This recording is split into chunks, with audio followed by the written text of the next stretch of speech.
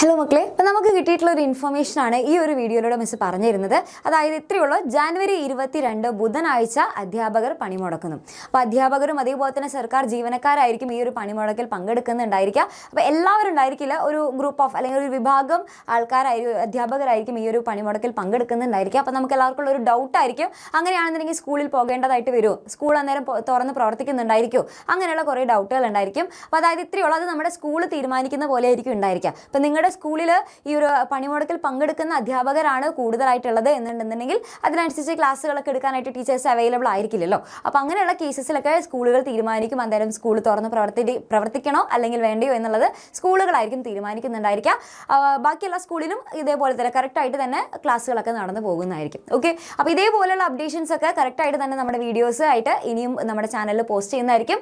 അപ്പോൾ ആരെങ്കിലുമൊക്കെ ചാനലൊക്കെ സബ്സ്ക്രൈബ് ചെയ്യാത്തവരുണ്ടെന്നുണ്ടെങ്കിൽ ഇപ്പോൾ തന്നെ സബ്സ്ക്രൈബ് ചെയ്ത് വയ്ക്കുക. അപ്പോൾ അടിപൊളിയായിട്ട് എല്ലാ കറക്റ്റായിട്ടുള്ള നോട്ടിഫിക്കേഷൻസും നിങ്ങൾക്ക് കറക്റ്റായിട്ട് തന്നെ കിട്ടുന്നതായിരിക്കും.